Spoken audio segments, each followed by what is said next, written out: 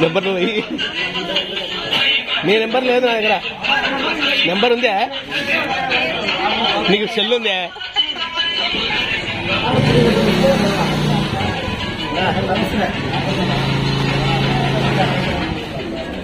వస్తున్నారు కాబట్టి మన డ్యూటీలో అర్జెంట్ గా ఎమర్జెన్సీగా అని ఏం కంగారు పడకండి. ఆల్రెడీ మనం సూపర్వైజర్ వచ్చి పర్మిషన్ తీసుకున్నాము. సంవత్సరానికి ఒకసారి మెడికల్ ఎంప్లాయీస్ యూనియన్ జెండా ఎగిరేస్తాం కాబట్టి ఒక అర్ధగంట కేటాయించి ఈ కార్యక్రమాన్ని అందరూ విజయవంతం చేయాలని, అందరూ సహకారం చేయాలని కోరడం అనేది. కొంచెం ఒక 10-15 నిమిషాల్లో వెంకటేశ్వర సార్, సిఎస్ఆర్ గారు సార్ వచ్చి ఈ కార్యక్రమానికి తొందరగా ముగించుకొని ఎవరి డ్యూటీకి వాళ్ళకి పోదాం. తొందరగా ముగించుకుందాం.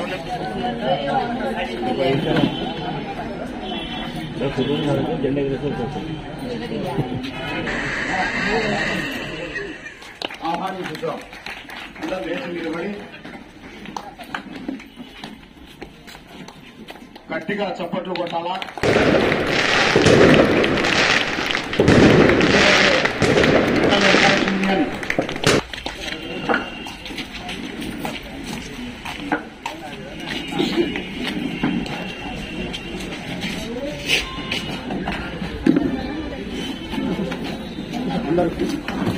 అందరు కూర్చోండి. ఏర్పాటు చేసిన మంచిగా సహకరించిన మన సార్ గారు చీఫ్ గెస్ట్ గా రావాలని మేము ఎంప్లాయీస్ అందరూ యూనియన్ తరఫున కోరాము.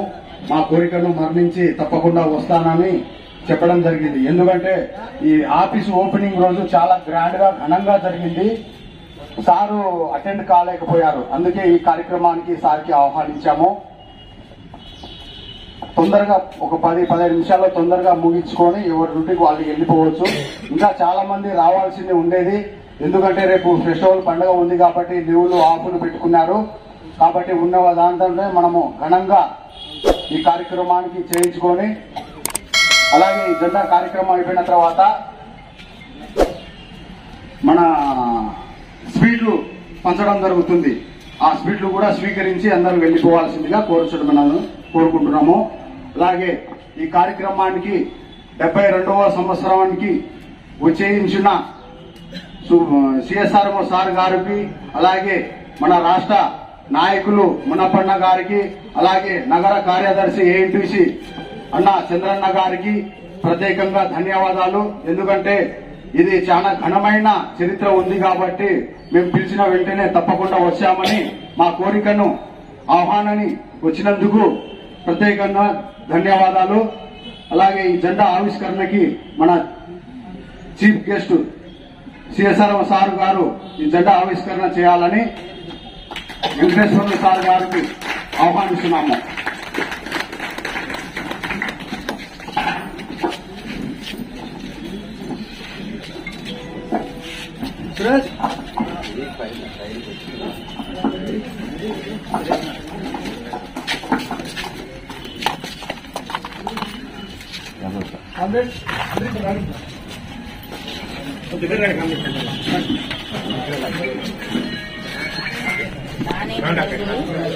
రాండి ముందరికి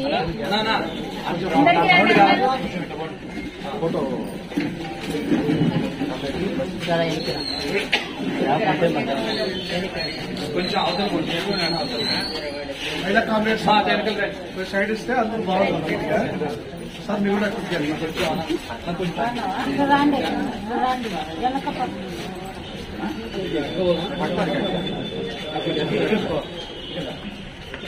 AP medical employees union, AP medical employees union, వైద్య విద్యుల ఐక్యత, వైద్య విద్యుల ఐక్యత.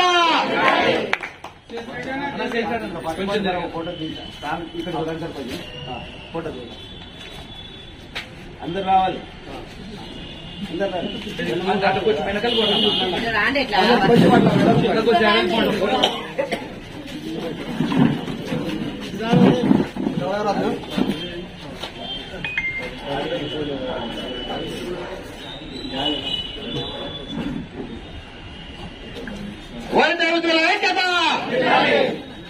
అలాగే వ్యవస్థాపకులు రామచంద్ర సార్ గారికి మన మునప్పన్న గారు పూలమాల వేసి సత్కరించాలని కోరడమైనది.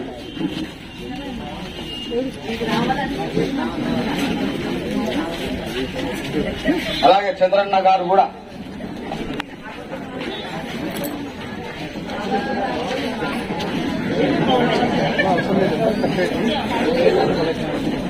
దయచేసి అందరూ కూర్చోవాల్సిందిగా.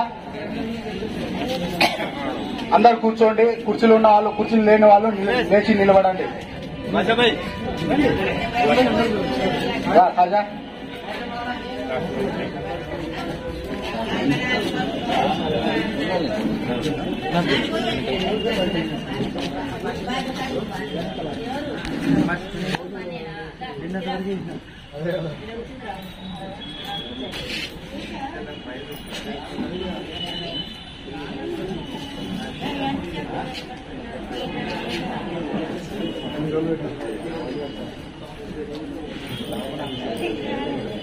సురేష్ అన్న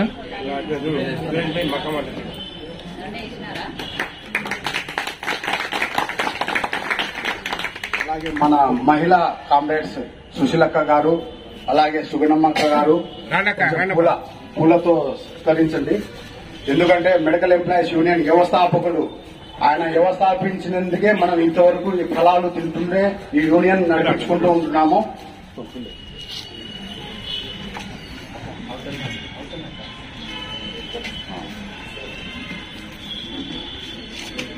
ఏమంటే మీరు సీనియర్ కామ్రేడ్స్ కాబట్టి శేషిరెడ్డన్న గారు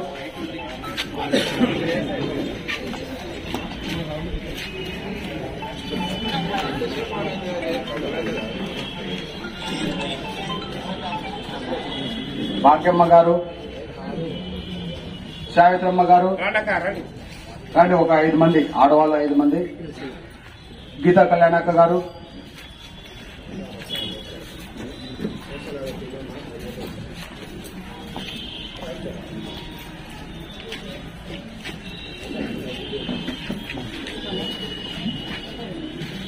మంగమ్మక్క గారు అక్క రండి.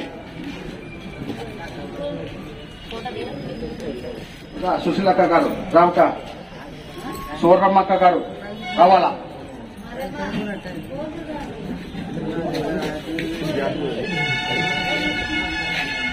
సరే,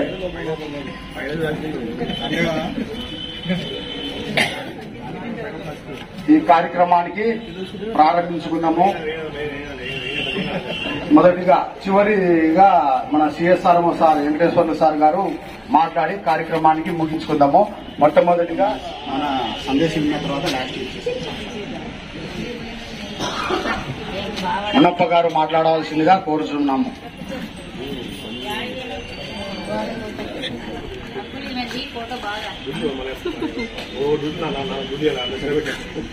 మన ఏపీ మెడికల్ ఎంప్లాయీస్ యూనియన్ 72వ వ్యవస్థాపక దినోత్సవం సందర్భంగా జెండావిష్కరణ చేసినటువంటి మన అంటే ఈ ఉచితాలు ఎవడు ఏమన్నాడు? కాబట్టి అధికారంలోకి రావడానికి అధికార పార్టీలు ప్రజలు లాగొట్టుకోవడానికి డబ్బులు ఖర్చు చేస్తున్నారు. కానీ ఈరోజు ప్రభుత్వ ఉద్యోగులుగా ప్రజలకు సేవ చేస్తున్నటువంటి మన కార్మిక వర్గానికి, కష్టజీవులకి జీతాలు ఇవ్వలేని పరిస్థితుల్లో నష్టం జరుగుతుంది. అంతేకాకుండా ఈరోజు కేంద్రంలో ఉన్నటువంటి బీజేపీ ప్రభుత్వం ఒక 3వసారి ఫస్ట్ అధికారంలోకి వచ్చిన తర్వాతనే ఈరోజు ఈ దేశంలో ఉన్నటువంటి పెట్టుబడిదారులు అయినటువంటి వాళ్ళు ఈరోజు అనుకూలంగా అనేక పోరాటాలు చేసి సాధించుకున్నటువంటి అనేక మంది చనిపోయినారు. అదేవిధంగా జైళ్లకు పోయినారు. అదేవిధంగా స్ట్రైకులు చేసినారు, సమ్మెలు చేసినారు. అట్లా పోరాటాలు చేసి సాధించుకున్నటువంటి 44 కార్మిక చట్టాల్ని ఈరోజు రద్దు చేసి కార్పొరేట్లకు అనుగుణంగా ఈరోజు 4 లేబర్ కోడ్లని బీజేపీ ప్రభుత్వం తీసుకురావడం జరిగింది. యావత్ కార్మిక వర్గం, ఉద్యోగ వర్గం అంతా కూడా ఈరోజు ఈ లేబర్ కోడ్ని వ్యతిరేకిస్తున్నారు. ఎందుకంటే 8 గంటల పని విధానం అనేక రక్త తర్పంతో ఏర్పడినటువంటి మరి సాధించుకున్నటువంటి 8 గంటల పని విధానం, అంతేకాకుండా ఉద్యోగ భద్రత, సమ్మె చేసే హక్కు, ఇవన్నీ కూడా ఈ రోజు మరి మనము ప్రశ్నార్థకంగా మారేటువంటి పరిస్థితి ఈ కొత్తగా వచ్చినటువంటి కార్మిక కోడ్లో ఉంది. అంతేకాకుండా ఈరోజు ప్రభుత్వ రంగ సంస్థలంతా కూడా ప్రైవేట్ పరం చేస్తున్నారు.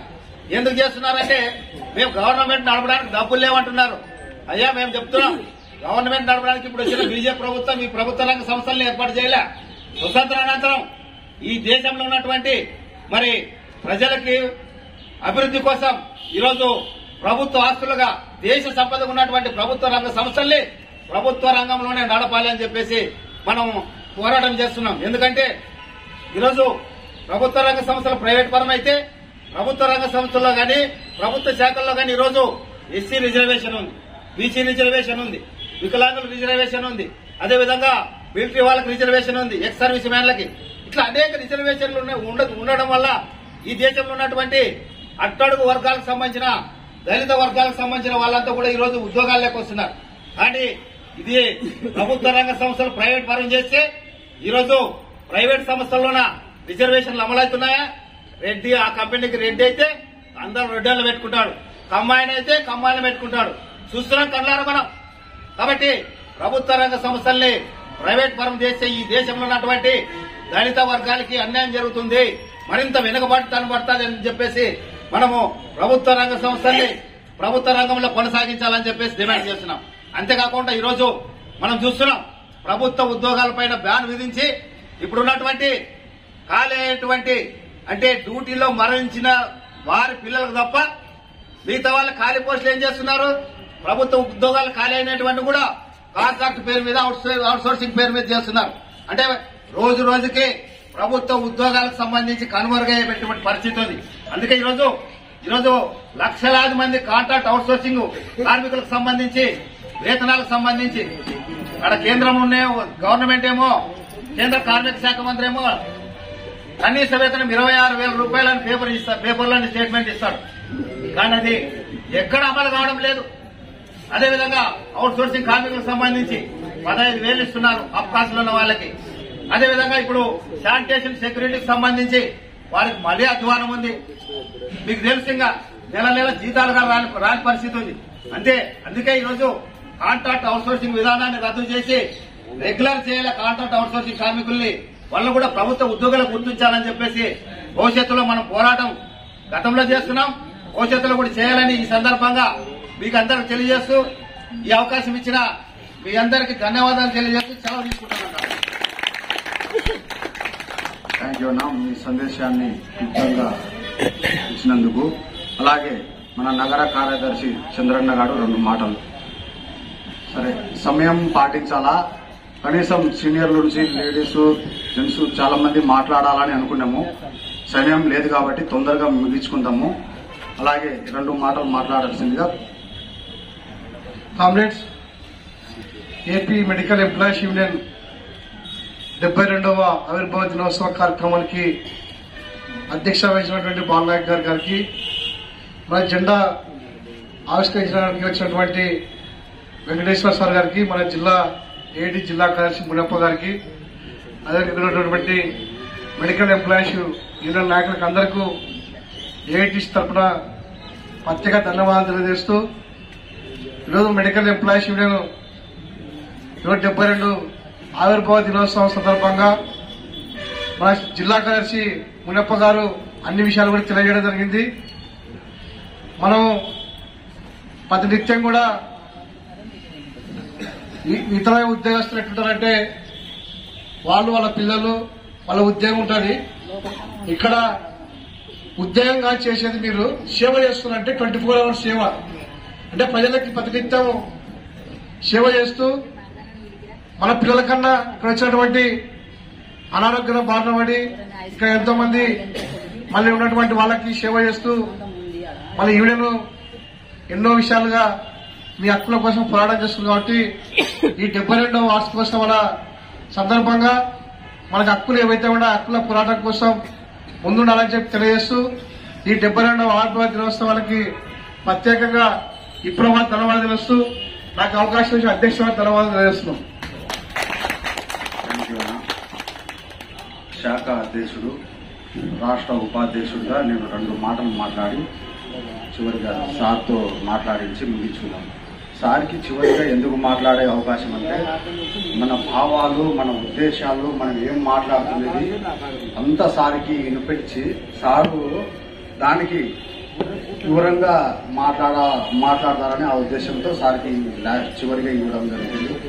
అలాగే 71 సంవత్సరం కంప్లీట్ చేసి 72వ సంవత్సరానికి అడుగు పెడుతున్న మెడికల్ ఎంప్లాయీస్ యూనియన్ వ్యవస్థాపక దినోత్సవం చేసుకుంటున్నాం కాబట్టి శుభాకాంక్షలు తెలుపుకుంటూ, అలాగే దీనికి మెడికల్ ఎంప్లాయీస్ యూనియన్ స్థాపించిన వ్యక్తి ఇక్కడ రామచంద్ర గారు సార్. ఆయన స్థాపించాడు, ఇప్పటి వరకు అనుభవించాడా? లేదు, మనం అనుభవిస్తున్నాం. తన పిల్లలు అలాగే 72 సంవత్సరాల నుంచి మనం మోసుకుంటూ, మన సీనియర్లు మోసుకుంటూ ఈ జెండాన్ని, ఈ యూనియన్ ని ఉద్యోగస్తుల పోరాటాలు చేసుకుంటూ ఇంతవరకు తెచ్చినారు కాబట్టి మనము చాలా గౌరవం ఉండాల. ఎందుకంటే మెడికల్ ఎంప్లాయీస్ యూనియన్ చాలా ప్రత్యేకమైనది. 72 సంవత్సరాలు ఏ సంఘము కూడా లేదు. అలాగే 105 సంవత్సరాలు ఏఎన్టీసీ ఏ సంఘము లేదు ప్రపంచంలోనే, మన ఇండియాలోనే. మహా అంటే మొన్న పార్టీల నుంచి పుట్టుకొచ్చిన సంఘాలు, దానికి గుర్తింపు లేదు, జనాభా లేదు, బ్రాంచ్లు లేవు, రాష్ట్ర సంఘం లేవు. ఏదో 4 ఉంటారు, మేము లీడర్స్ అనుకుంటారు, తిరుగుతుంటారు.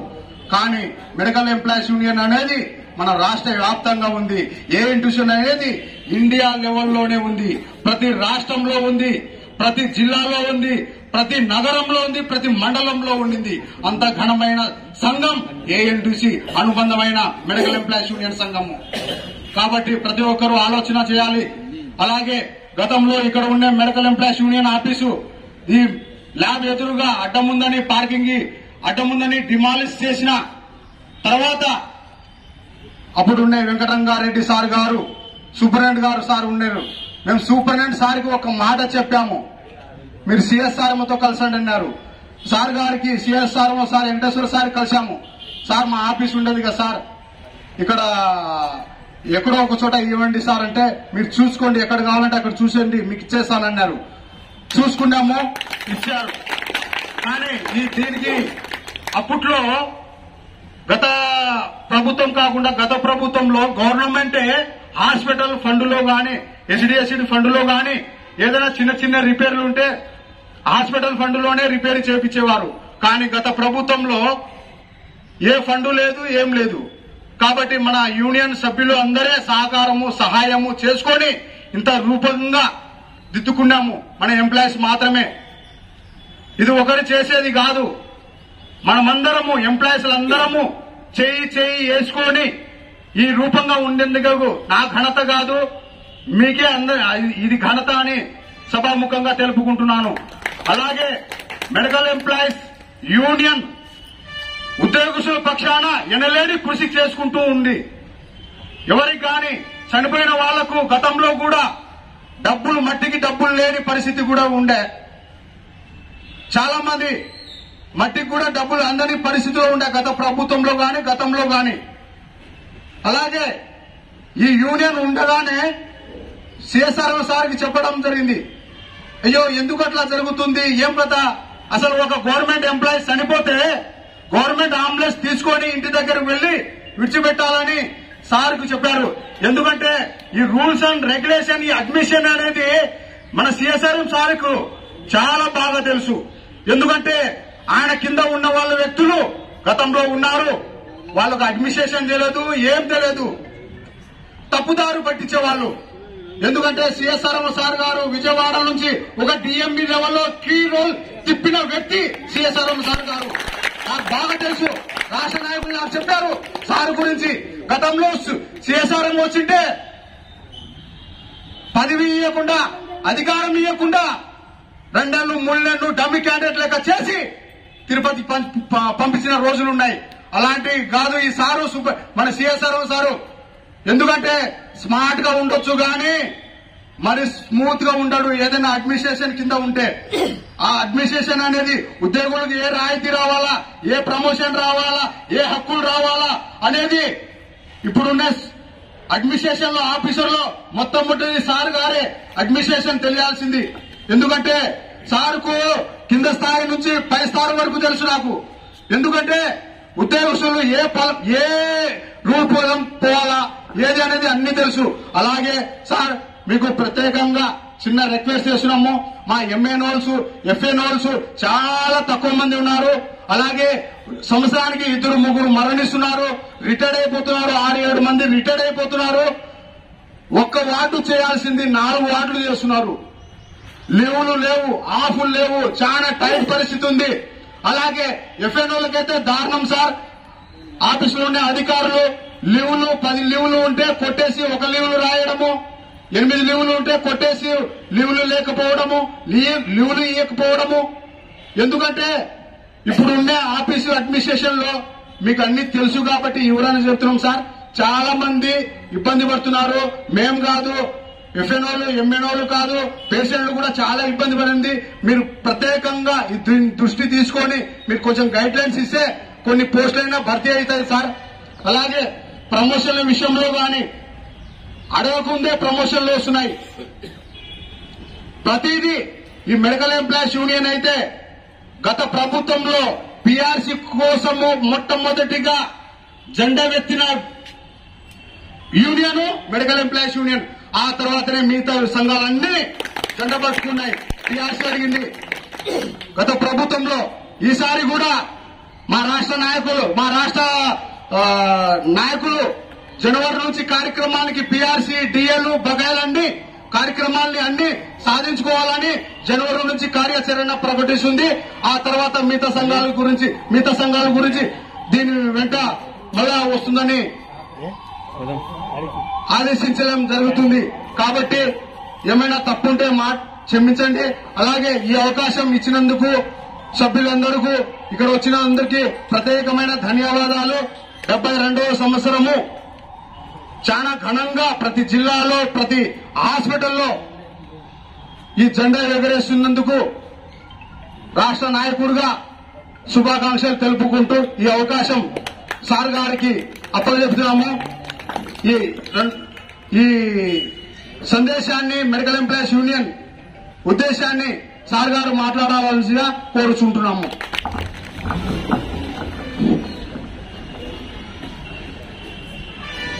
అందరికీ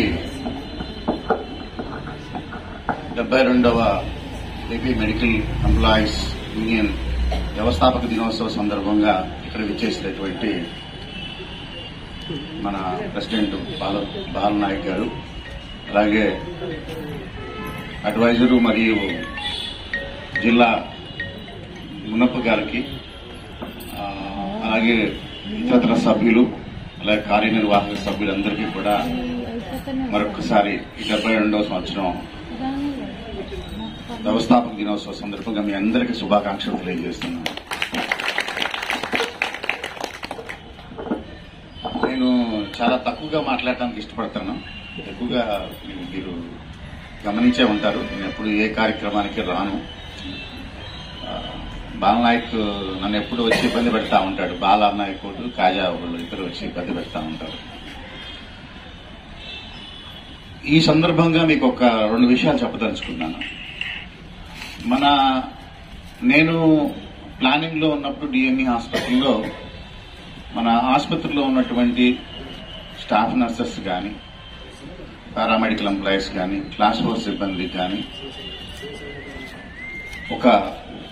అది ఎంతమంది ఉన్నారు, ఇప్పుడు ఫస్ట్ హాస్పిటల్స్ శాంక్షన్ అయినప్పుడు వాటి ఉన్నటువంటి బెడ్ స్ట్రెంగ్త్ ఎంత, ఇప్పుడు ఉన్నటువంటి బెడ్ స్ట్రెంగ్త్ ఎంత, దానికి అనుగుణంగా ఎంప్లాయీస్ ఉన్నారా లేదా అనేటువంటిది ఒక క్యాలిక్యులేషన్ చేసి గవర్నమెంట్ కి సబ్మిట్ చేయడం జరిగింది. దానికి సంబంధించి మనకి స్టాఫ్ నర్సులు అయితే పూర్తిగా శాంక్షన్ చేయడం జరిగింది. కానీ దురదృష్టం ఏమిటంటే క్లాస్ 4 సిబ్బంది, తర్వాత పారామెడికల్, తర్వాత వేరే సిబ్బంది అందరినీ కూడా వాళ్ళు అవుట్ సోర్సింగ్ లో విధానంలో తీసుకోవటం జరగడం మూలంగా దాని మీద గవర్నమెంట్ ఎన్నిసార్లు చెప్పినా కూడా సరైనటువంటి దృష్టి సారించలేదు. అలాగే నేను ఇక్కడ ఒకనొక సందర్భంలో మునప్ప గారు కూడా పాపం చాలా కష్టపడ్డారు. ఆ 108 మంది ఎంప్లాయీస్ చాలా సార్లు ఆయన కూడా ప్రయత్నం చేయడం జరిగింది. అది నేను అక్కడ ఉన్నప్పుడు గవర్నమెంట్ కు ఒక ప్రతిపాదన పంపించడం జరిగింది. ఇలాగా ఏ పోస్టులు లేకుండా, ఏ శాంక్షన్ లేకుండా, ఏ జీవో లేకుండా ఉన్నటువంటి ఎంప్లాయీస్ అందరూ కలిపి ఒక 300 మంది 400 మంది ఉన్నారు మొత్తం మీద, స్టేట్ మొత్తం మీద. వీరందరినీ కూడా రెగ్యులరైజ్ చేయమని, ఒక వన్ టైం రిలాక్సేషన్ గవర్నమెంట్ ఇవ్వమని చెప్పి మేము గవర్నమెంట్ ప్రతిపాదన పంపించడం జరిగింది. అంటే మీరెవరో నాకు తెలియదు, ఇక్కడ జరుగుతున్న సందర్భం ఏమిటో కూడా నాకు తెలియకపోయినా ఒక ఎంప్లాయీ, ఆల్రెడీ పనిచేస్తున్న ఎంప్లాయీని తీసేయటం ఎంత కష్టమో బాధాకరమో నాకు తెలుసు. సో దాన్ని బట్టి మేము అందరం ఆలోచించి గవర్నమెంట్ ప్రతిపాదనలు చేయడం జరిగింది. బట్ దురదృష్టం అంటే అప్ఫ్రంట్ గా అట్లాగా ఏమీ ఆర్డర్ గవర్నమెంట్ నుంచి మనకు రాలేదు. దాన్ని చాలా ప్రయత్నాలు ఆయన కూడా చాలా చేయడం జరిగింది. అది మీ అందరికీ తెలిసిన విషయమే. సో దాని తర్వాత ఈ మధ్య కాలంలో కూడా 2-3 సార్లు డిఎంఈ గారికి మనం చాలా సందర్భాల్లో ఎంఎన్ఓస్, ఎఫ్ఎన్ఓస్ చాలా తక్కువ మంది ఉన్నారు హాస్పిటల్స్ లో. మెయిన్ గా రన్ చేసేటువంటి హాస్పిటల్లో వీళ్ళే రన్ చేయాలి అనేటువంటి దాన్ని మనం చెప్పడం మూలంగా ఇప్పుడు ఖాళీలు ఏమన్నా ఉంటే వాటన్నింటినీ భర్తీ చేయమని నోటిఫికేషన్ ఇవ్వమని మనం కూడా మన మీటింగ్ లో చెప్పడం జరిగింది. అలాగే మనకి ఫర్దర్ రిక్వైర్మెంట్ ఏదన్నా ఉంటే దాన్ని కూడా ప్రపోజల్స్ గవర్నమెంట్ పంపించడం జరుగుతుంది. ఏడీ గారు అయితే బహుశా నేను ఆల్రెడీ చెప్పాను ప్రిపేర్ చేయమని. నేను కూడా దాంట్లో మీ అందరికీ సహకరించడానికి ఎటువంటి అభ్యంతరము లేదు. అలాగే మీకున్నటువంటి చాలా సమస్యలు చెప్పారు. అంటే అడ్మినిస్ట్రేషన్ లో నేను డైరెక్ట్ గా చాలా చోట్ల వాళ్ళు నన్ను ఇన్వాల్వ్ చేస్తే తప్పనిసరిగా మీకు సంబంధించినటువంటి ఎటువంటి ప్రాబ్లమ్స్ అయినా నాకు నేను చేయగలిగింది. అసలు మీరు నా దగ్గర వెయిట్ చేయాల్సిన అవసరమే ఉండదు. మీకంటే ముందే నేను మీకు చేసి పెడతాను. మీకు ఏదైనా వేరే ప్రాబ్లమ్స్ ఉందా, లేకపోతే జీతాల విషయంలో కానీ, మీకు రావాల్సిన ఏరియర్స్ విషయంలోనే కానీ, వీటిలో ఎటువంటి ప్రాబ్లమ్స్ ఉన్నా కూడా నన్ను అప్రోచ్ అవ్వండి. అలాగే లీవ్స్ చాలా ఇబ్బంది పెడుతున్నారు, మీకు చాలా కష్టంగా ఉందనేటువంటిది నాకు చెప్తున్నారు. మీరందరూ యాక్చువల్ గా మీరే మెయింటైన్ చేసుకుంటున్నారు కదా. మీకు ఏదైనా ప్రాబ్లం ఉంటే మాత్రం నా దగ్గరికి రండి, దాన్ని కూడా స్పెసిఫిక్ గా నేను అడ్రస్ చేస్తాను. ఎవరైనా మిమ్మల్ని ఇబ్బందికి గురి చేస్తే మాత్రం వారి మీద తప్పనిసరిగా చర్యలు తీసుకోవడానికి మేము ఎటువంటి మీకు ఇంకా వేరే ఇతరత్ర ఏమన్నా ప్రాబ్లమ్స్ ఉన్నా, లేకపోతే ఏదైనా కష్టాలున్నా సరే వాటన్నింటినీ కూడా తప్పనిసరిగా తీర్చడానికి కానీ, లేకపోతే వాటిని అడ్రస్ చేయడానికి కానీ నేను ముందుంటానని ఈ సభాముఖంగా మీ అందరికీ తెలియజేస్తాను.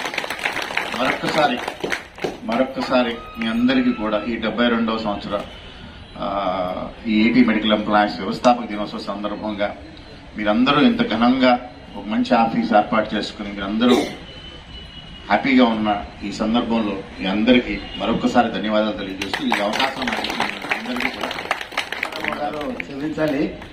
ఎందుకంటే మనం 107 మందికి సంబంధించి ఉద్యమం చేసే సందర్భంలో సార్ కొత్తగా వచ్చాడు. మనమేం ఆయనకు తెలియదు అనుకొని చాలా సార్లు ఆయన చెప్పలేకపోతే మనం ఆవేశంతో బాధతో ఉన్నాం. ఉద్యోగాలు ఇవ్వాలని చెప్పేసి కొట్లాడినాం, కానీ ఆయన మాట ఇల్లే. సరే ఇనింటే అది మరి వేరే అవుతుందేమో, కానీ ఏదేమైనప్పటికీ సార్ గారికి ధన్యవాదాలు తెలియజేస్తున్నాం. ఇక్కడ మామూలుగా సార్ ఫిమేల్ మెడికల్ వాళ్ళు ఆయాలు వాళ్ళ చాలా ఇబ్బందులు సార్. షుగర్ ఉన్నాయి, బీపీలు ఉన్నాయి. ఒక 10 మంది సార్ వాళ్ళ కొడుకు కానీ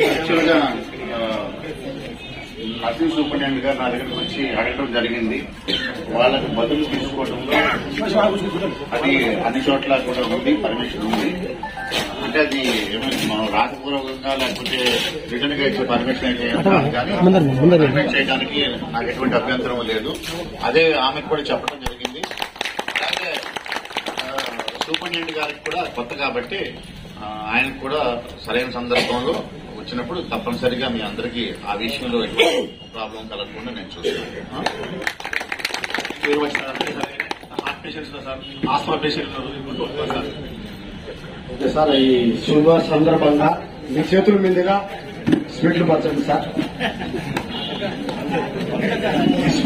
స్వీట్లు స్పాన్సర్ చేసిన మన వెంకట శేషయ్య గారు 100 మందికి స్పాన్సర్ చేశారు. అలాగే గతంలో కూడా ఏఐటీసీ ప్రోగ్రామ్ కి న్యూ మల్లికార్జున చేశారు.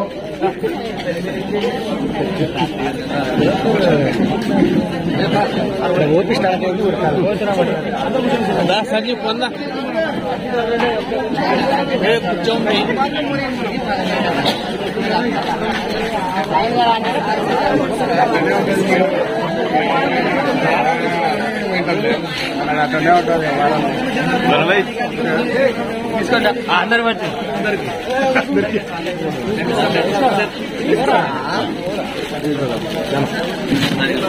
రాజు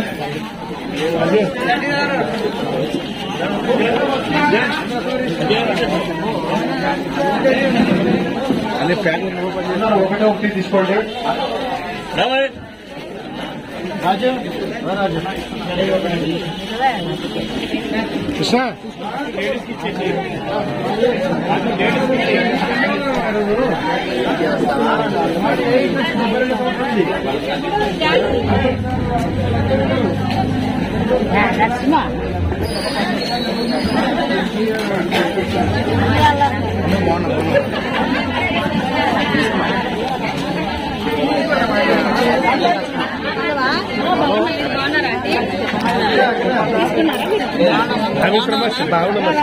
సెల్ నెంబర్ పోయింది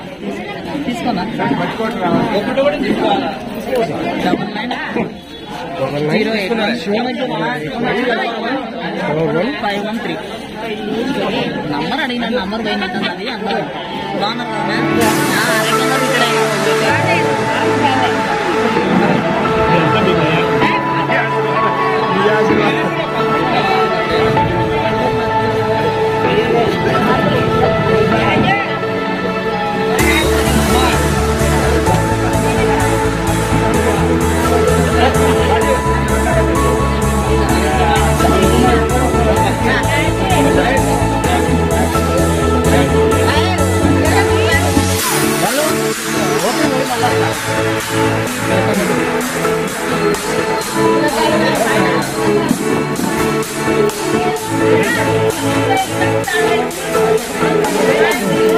తీసుకుంటే